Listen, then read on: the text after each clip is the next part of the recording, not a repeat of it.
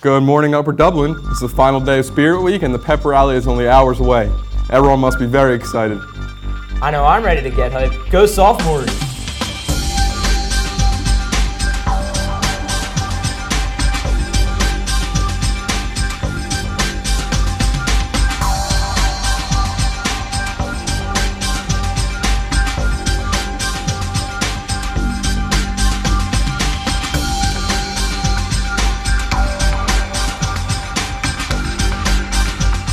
We'll begin today's episode with an interview from Mr. Arnold.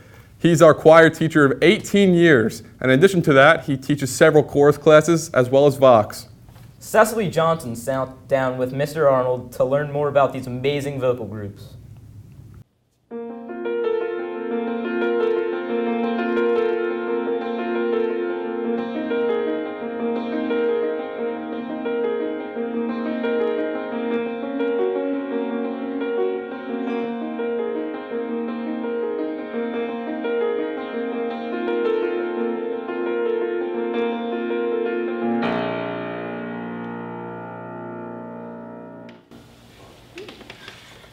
Hi UD, I'm here with Mr. Arnold, the choir director, and we're going to sit down and talk about his plans for the upcoming school year.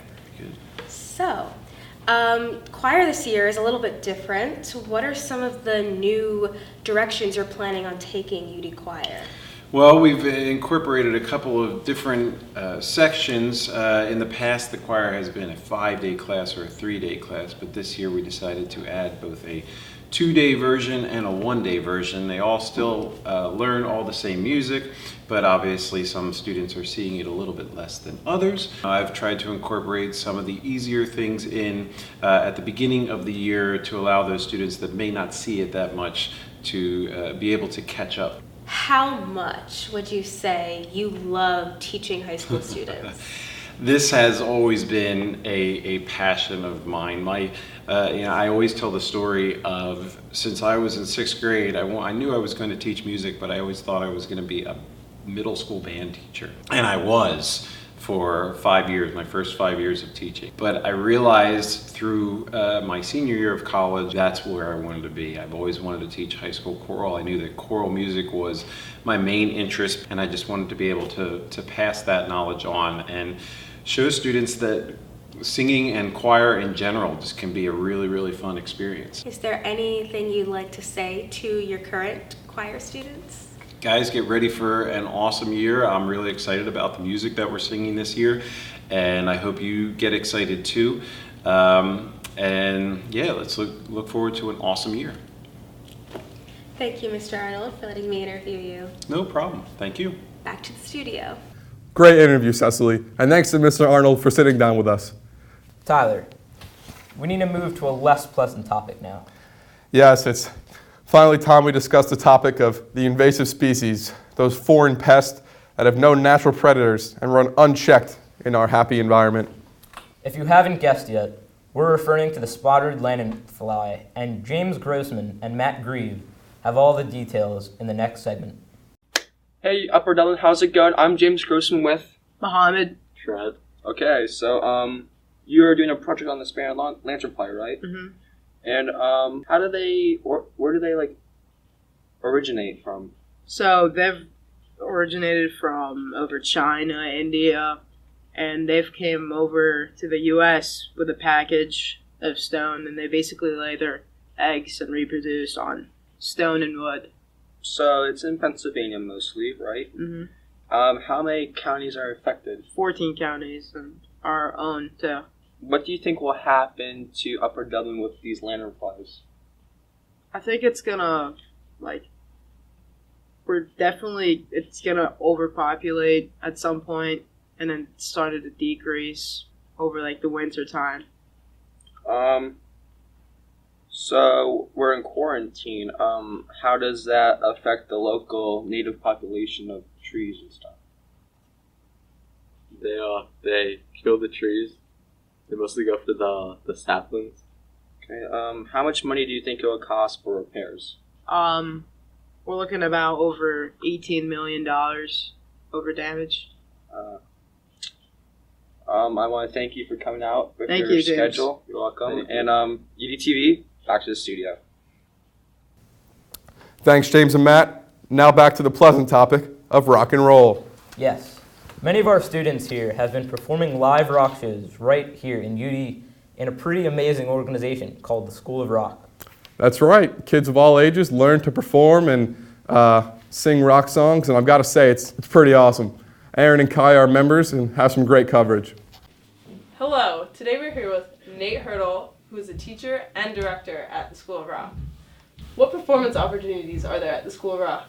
Oh, so many. You can be as young as 4 or 5 and be in our Little Wing program or our Rookies program, and then up into the performance program as well, which is sort of like the full-fledged thing that we do here that most students are a part of. And then if you are a more advanced student and you've gone through an audition process, you can be part of the house band as well, and they do a ton of performance opportunities like off campus. Wow, Yeah, sounds cool. pretty cool. Where and when can I see School of Rock perform? So our performance seasons are about 3 times a year, and we'll do maybe 2 or 3 weekends in a row featuring the performances. Each show has 2 performances. All right. In your opinion, do you think that School of Rock has an impact on kids? Yes. So I always did theater and like voice lessons and stuff, but I wanted to switch things up, so I joined School of Rock, and it's like been the best thing ever. Mutual friends went here and they convinced me to go. Because I wanted a music outlet. My favorite show was definitely funk and reggae because it was really cool music that I didn't get to really explore before. My favorite show so far was Metallica's show. Woodstock. We just had it last weekend. It was the best thing ever. Aaron will play some clips, right? Ozzy versus Dio or Maynard. My favorite show, probably funk and reggae. My favorite memory? Probably the house band tour that we took this summer to Nashville and Milwaukee, St. Louis. Our house band tour this summer, we went to like Ohio, Tennessee, the other places, Milwaukee, Summerfest. We performed at a music festival and it was awesome. You just feel so comfortable with because you can connect on like a different level, like a musical level with them. Now, if any of you are interested in checking out one of the School of Rock concerts, check the web for School of Rock Fort Washington for upcoming dates. Our sports correspondent Xavier Smith sat down with Mia Wright, a member of the girls' cross-country team, to see how their season is shaping up. Xavier? What's good, UD? It's X. I'm here with Kayla and Mia, and they're going to tell us about the upcoming track season. So you guys, when does the track season officially start? On November 15th. I'm sure you guys are very excited. How do you prepare for the season? So to prepare, you can get into the weight room and weight train. You can also go into like 10 to 15 minute runs. What is your favorite part about running for this track team?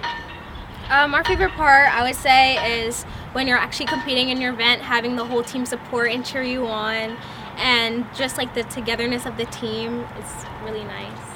Is that why you would tell other girls to join the track team? Yes. Yes.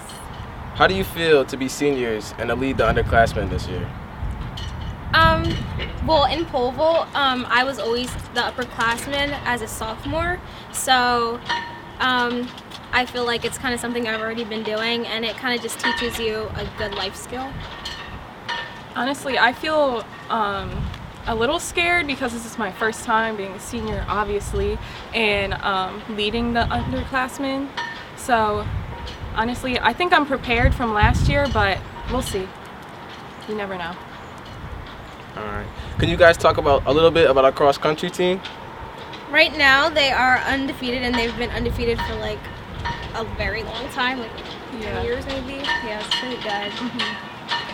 Can you list some of the few accomplishments our girls track team have accomplished in the past years? So the past 2 years, we've won our league, gone undefeated in our league.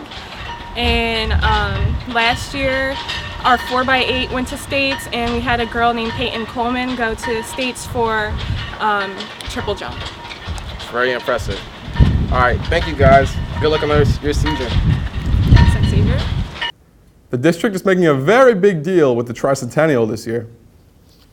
And with good reason, Tyler. It's not every community that can claim 300 years of history.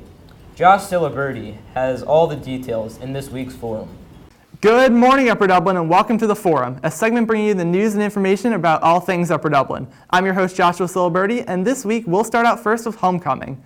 This evening, Upper Dublin will host its annual homecoming football game. At halftime, seniors making up the 2019 homecoming court will take the field to be honored for their great achievements throughout high school. Be sure to cheer on our Cardinals as they take on Plymouth Whitemarsh in this huge conference matchup beginning at 7 p.m. On November 3rd, Upper Dublin will culminate its tricentennial year celebration with the Fall Festival. This event will feature autumn activities including hayrides, scarecrow decorating, and performances from community organizations. At dusk, fireworks will be launched over Loch Walsh Avenue, ending the 300th year in spectacular fashion. October is International Month here at Upper Dublin High School. That means that over the last few weeks, Upper Dublin has hosted students from Spain and Germany as part of their exchange programs. These students toured the major sites of our region, along with learning the major activities that high school has to offer. Additionally, the French exchange is promoted, which will begin this upcoming April. Minithon is just around the corner. This year, the event will take place on Saturday, November 23rd. Be sure to listen out for announcements regarding the ways that you can get involved in the program. Last year, UD raised over $53,000, all for the kids. We can beat that goal by working together.